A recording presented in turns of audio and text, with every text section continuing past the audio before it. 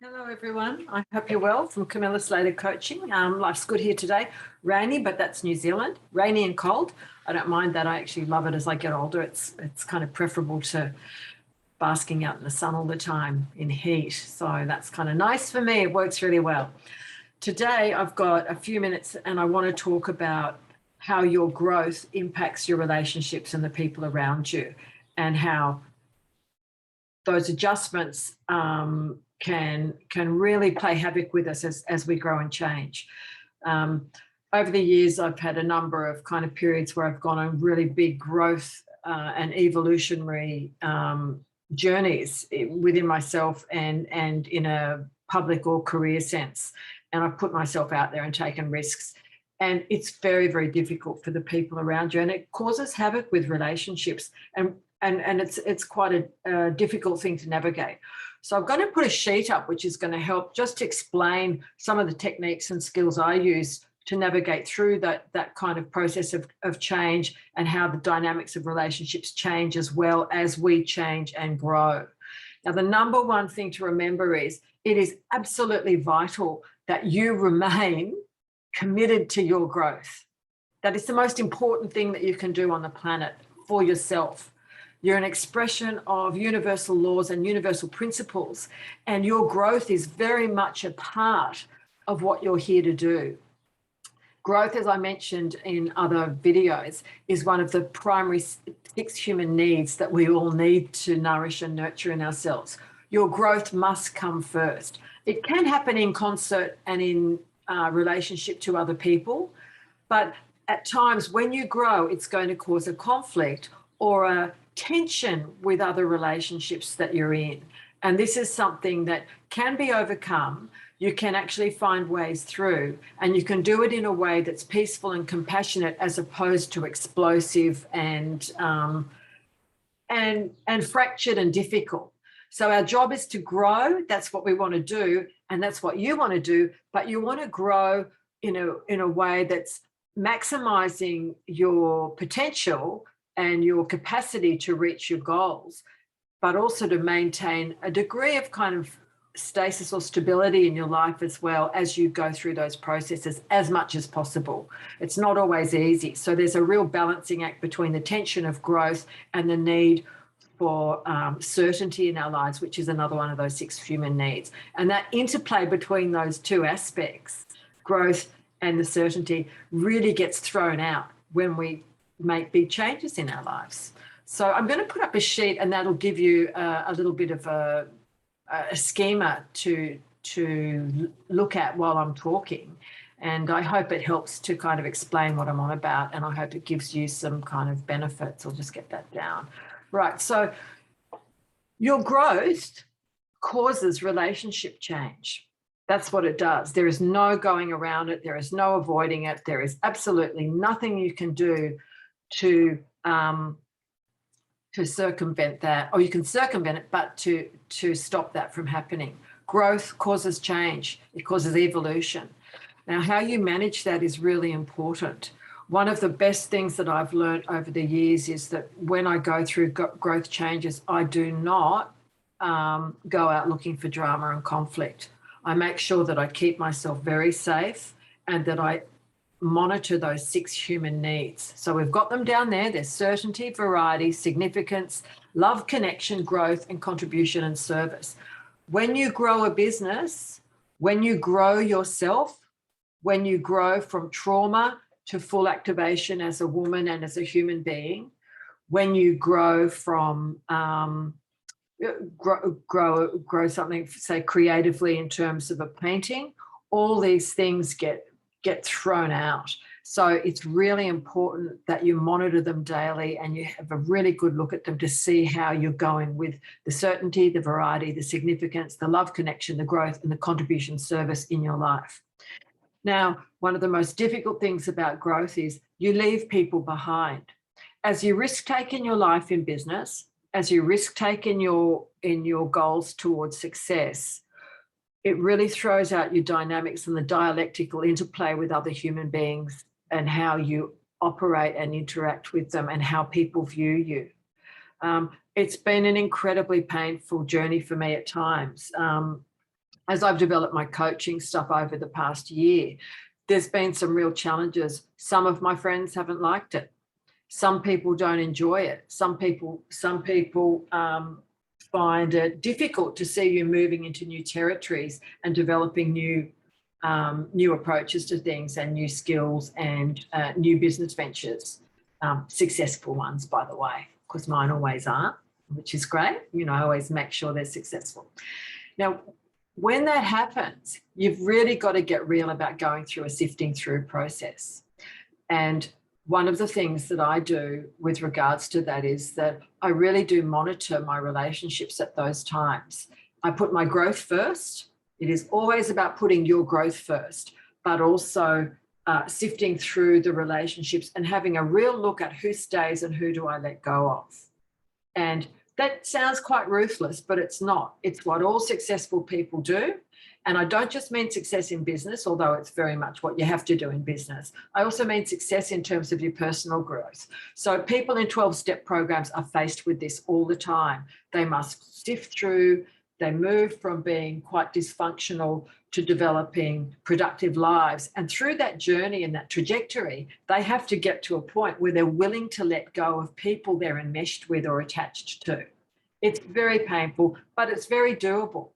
This is one of the reasons why I'm a firm believer in coaching and mentoring, because you have someone who's walking beside you as you make these changes, who's validating the changes and who's got your back every step of the way to help you move towards the place you want to be at. It's absolutely vital to have that kind of support. To do it in isolation often means that you revert back into the old patternings, back into the old relationships, and you return to a place of stasis and stability, and you stick with the certainty, that number one human need out of the 6 that's down in the bottom of this sheet here on the left-hand side. You want to maintain the certainty, you want to maintain your significance to those people, and you want to maintain your love and connection with those. And sometimes that's not doable. I hate to say it, it just isn't. So you have to go through a sifting through process and get real about it. I write out a list and I'll have a look at how my friends and relationships and my intimates are dealing with the changes that I'm making.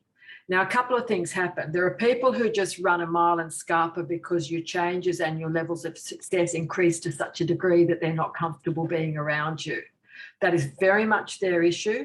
It's very much their problem, and you leave them compassionately to that place. It doesn't mean you end the friendship, but what it does mean is the dialectic has changed, and you have a responsibility to yourself, your personal growth and your business growth to get on with the job that you're here for. Now, whether you believe in a higher power or a God or the universal forces or universal laws or the universal principles, it is your job to stay on course with your eye on the prize. And that's really what it's all about, no matter what. And it gets tough because the templates within us are challenged as we see people struggle with our successes and struggle with the kind of strides that we're making in our life, while they may be back in the same place they've always stayed in.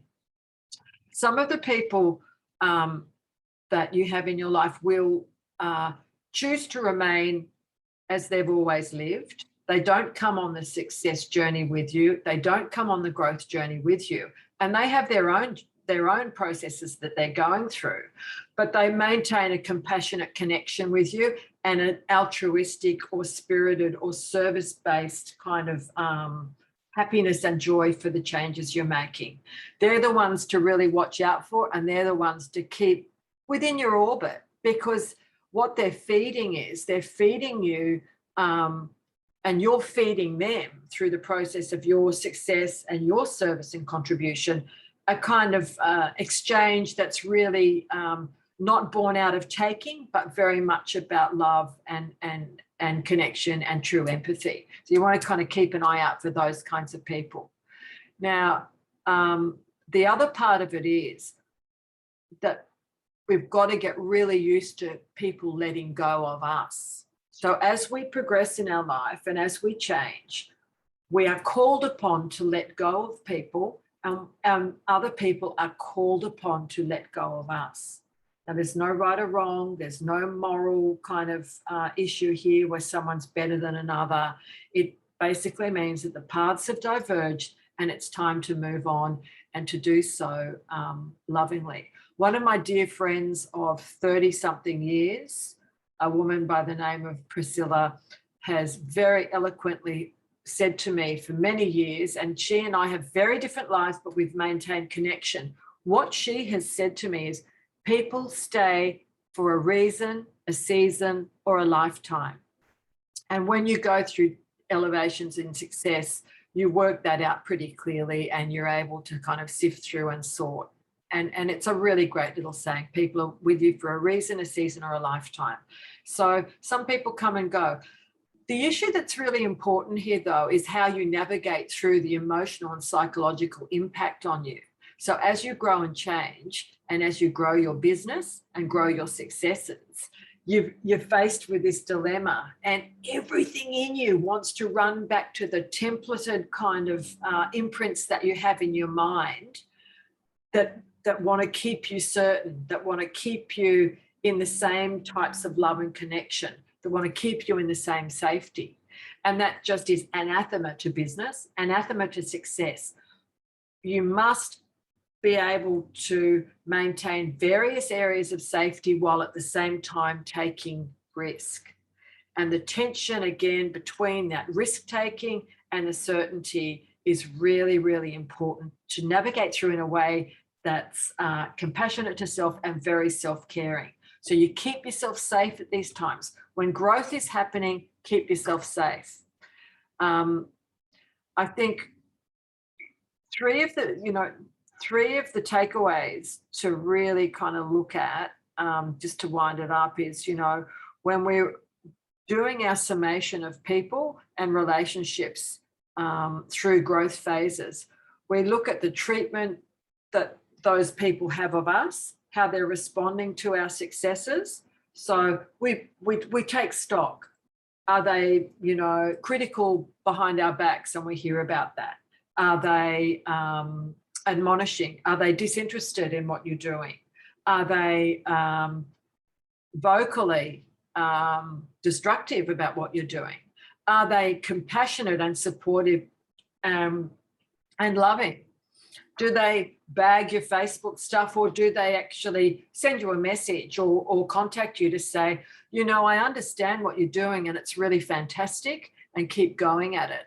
These are the things to kind of look at and to consider. And I went through this years ago when I worked in corporate stuff, a decade ago. And it becomes water off a duck's back after a while, and you just go, hey, you develop the resilience to just get on with the job of what you're doing with your eye on the prize.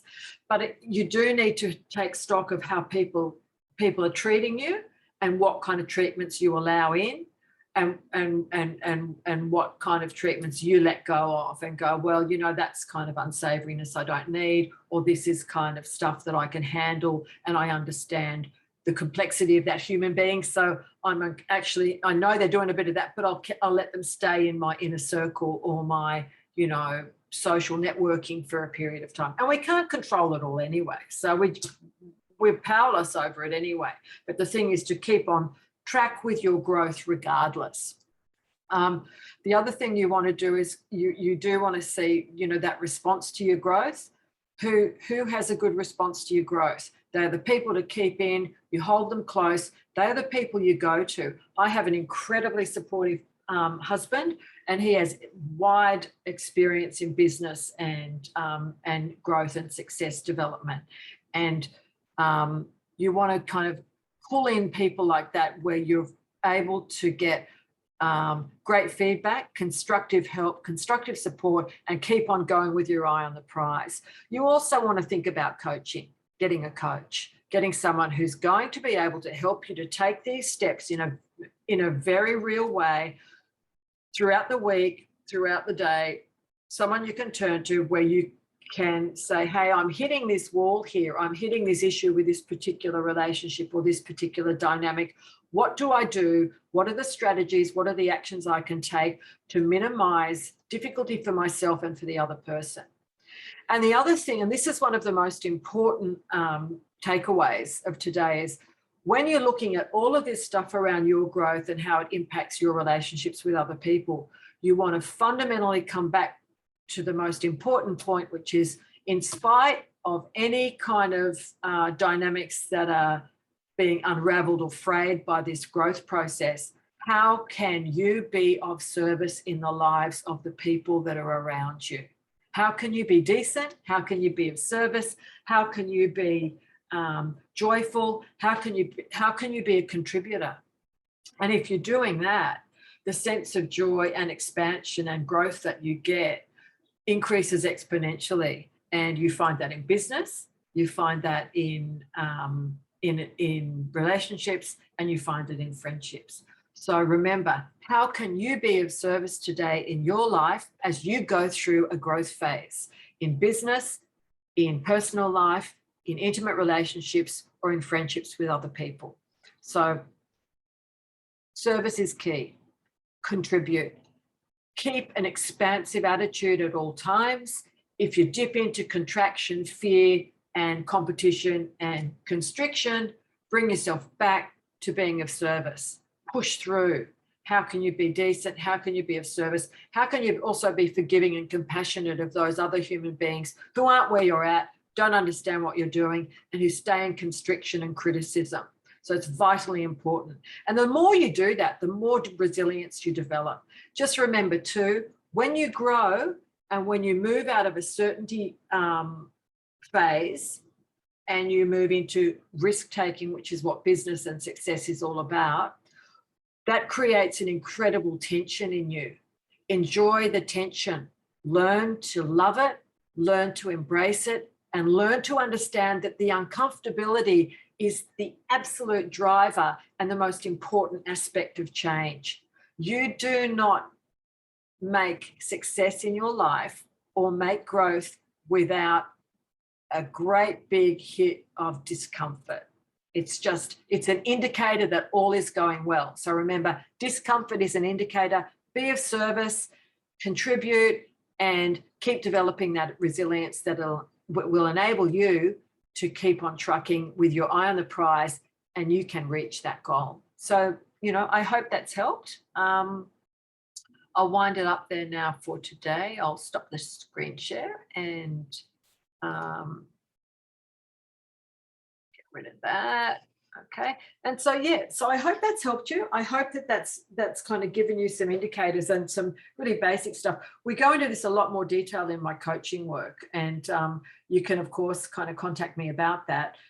But take those little basics away, keep on working on them, and know that if you do work on them diligently and you commit to making these changes, you will achieve what you want to achieve. You really can do that. Sure, there are constraints in life, sure, but if you want to, you can. And that makes for a really great life, and it makes for the kind of life where you look back and you go, you know what? I've done something really meaningful, and I've operated out of that absolutely fantastic place, which is the life force that we all have in us. So happy day. Hope you have a good day. I'm going to. And lots of love from Camilla Slater Coaching. Take care. Okay, I think I'll switch off there and move this out of the way so I can end my video.